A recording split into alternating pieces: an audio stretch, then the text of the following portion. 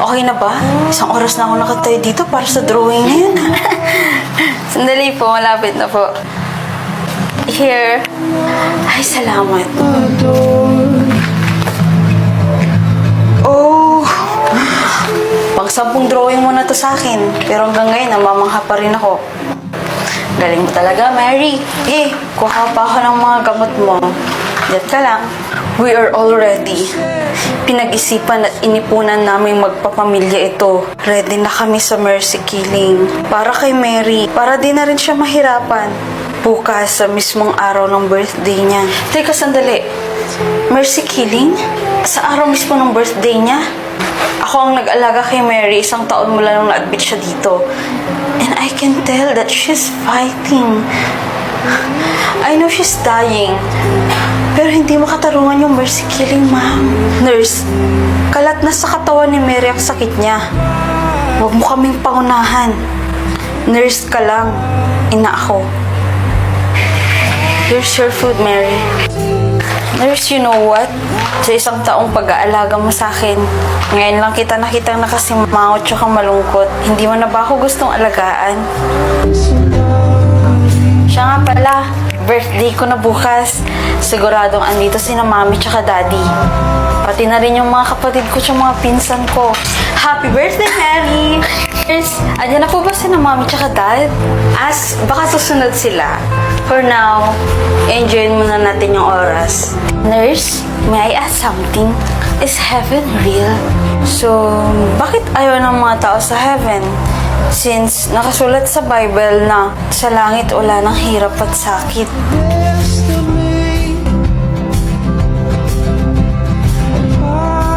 Bakit wala pa rin po sina mami at daddy? Ma'am, ako na po yung nakikiusap. Is it too much to ask na pasayin si Mary bago siya mawala? Hindi ako pinalaki ng mga magulang palamura pero tangina.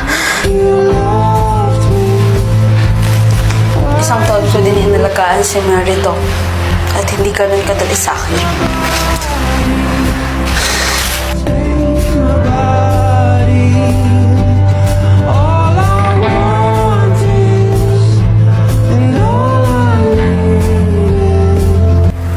Siya naman mag-nurse dito sa Canada, napakaraming benefits. Ay! Sorry.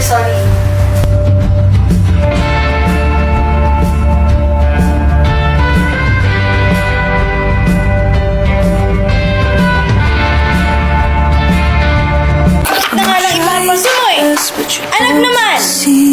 Bakit di mo magawa? Promise ko po gagawin ko po lahat ng makakaya ko para maipasa yung subject na yan. Kung lang ako ipahiya dito, ma. When you feel so tired, Ano bang subject ka nahihirapan? Physics. I can revive. Graduating na rin ako, running for cum laude. Kaya kitang tulungan. And the tears come streaming down your face. When you lose something, you can't replace. When you love someone, but it goes to waste. Could it be I do believe in law of attraction. Na kung saan kung ano ang iniisip mong mangyayari sa'yo, yun ang mangyayari sa'yo. Happy graduation! Panic night, your bones, and I will try to fix you. Donna! Perfect exam! Panigurado matutuwa ang mga magulang ko nito. Thank you so much, ha? Congrats, ha? Anyways, saan ka nito? Ititirit kita. Kanina ko pa kasi nahanap yung research paper ko, eh. Ha? Defense na namin mamaya. Huwag kang mag-alala, tutulungan kitang maghanap. Sandali. Olivia. Kung nauti ako, Donna. Ikaw. Donna Cruz.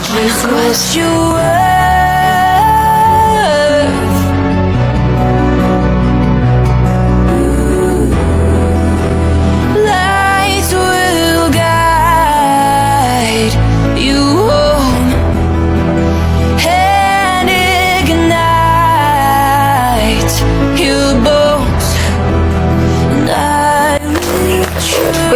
sa'yo ng baliw. Baka kasi anuhin ako. Thank you. Ah, Lola, magandang umaga ho. Dito po ba nakatira si Donna?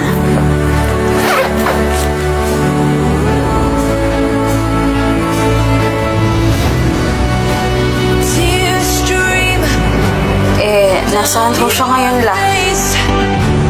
when you lose something you cannot replace.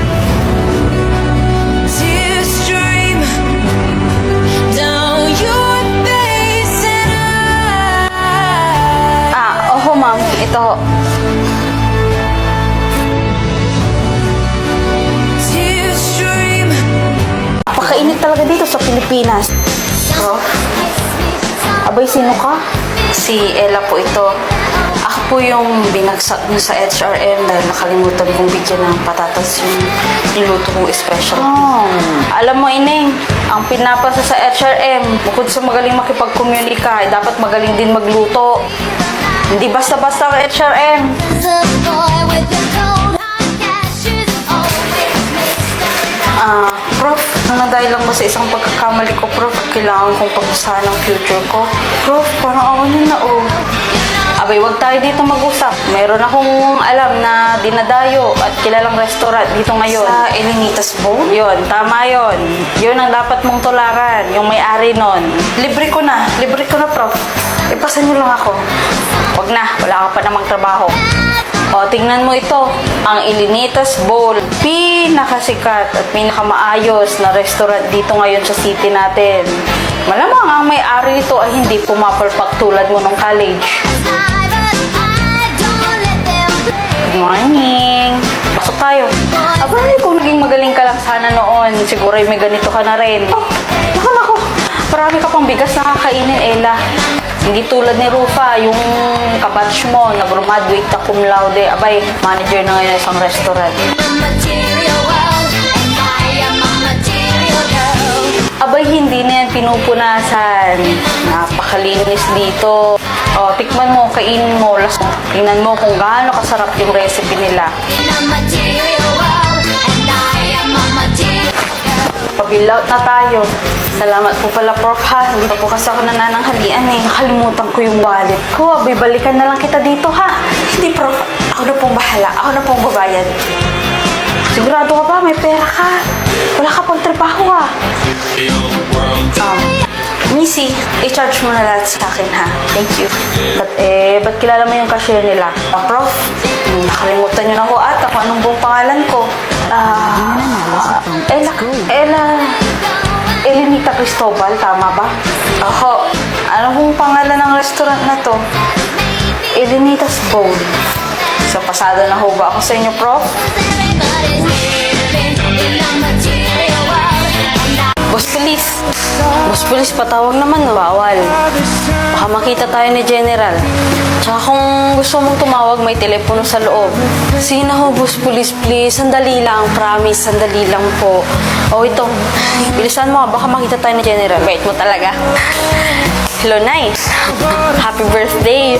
Pasensya na, ngayon lang ako nakatawag. Wala ka kasing signal dito sa barko. Mag-ingat kayo dyan ni tatay. Love you.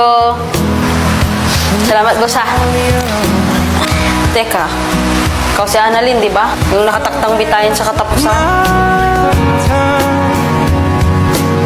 Boss Police, ang ganda mo ngayon, ha. Patawag naman, ha. Bakit puno ng pasay ang katawan mo? As usual, pinagtripan ng mga nasa loob. Sige na, sandali lang naman eh. Salamat ka, wala dito si General. Tulan mo, ha. Thank you, ha. Ayos naman ho ako dito, wag po kayong mag-aalala, ha. Ang ganda ng trabaho ko dito sa barko. Salamat ulit, Boss Police, ha. Mga magulang mo naman sila. Bakit hindi mo sabihin kung ano ang totoo? Nasa kulungan ka. Kanino galing?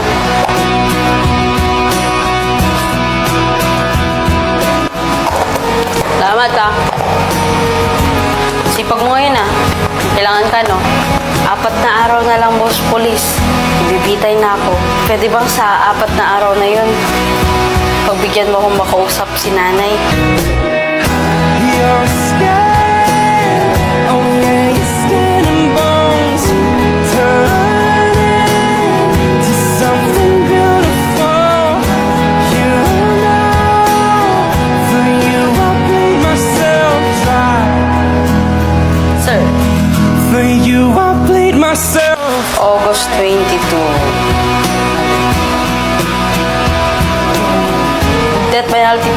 Annalyn, boss.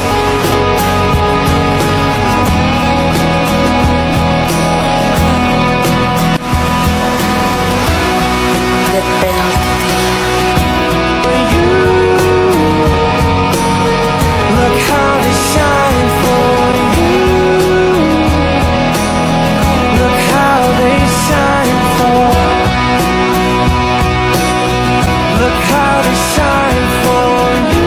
Nurse, Tapos na 30 minuto na kami dito hanggang ngayon hindi pa rin na-opera ng anak ko. Anong inaantay nyo?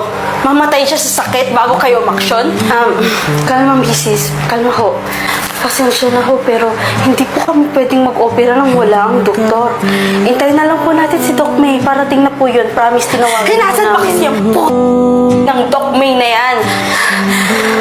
Kanina pa kami dito ah. Nasaan siya? Nagwawalwal? Nagpa-party? Nanonood ng sine? Mamamatay na yung anak ko. Ina! I am here. What's happening here? Doc May, ikaw? Ikaw si Doc May? Napaka-irresponsable mo. Dapat kang mawalan ng lisensya. Mamamatay na yung pasyente mo. Mamamatay na yung anak ko and yet, chill ka lang? Ha? Mother, relax lang po kayo. Relax? Relax? Naranasan mo na pang mawala ng anak, Doc May? Kung anak mo yun, nasa kalagayan ng anak ko, makakapag-relax ka pa. Hindi ikaw yung mamamatay ng anak, kaya mo nasasabi yan. Excuse me, Doc. Urgent. Operation for Diego Garcia's room. Yung anak ko. Kaya kong sirain ang pangalan mo kung sakaling may mangyari masama sa Mother, hindi po ako Diyos. Hindi ko hawak ang buhay ng anak niyo. Pero bilang doktor, gagawin ko lahat ng makakaya ko para maligtas siya. kung merong madaan. Alam ko pong magaling kayong doktor. Pero sa kasong ito, mukhang malabo na siyang maligtas. Tiwala ka lang, Nurse Anday. Gagawin natin lahat ng makakaya natin. Prepare all the apparatus, please. Always check the heartbeat. Paano kung hindi natin siya maligtas?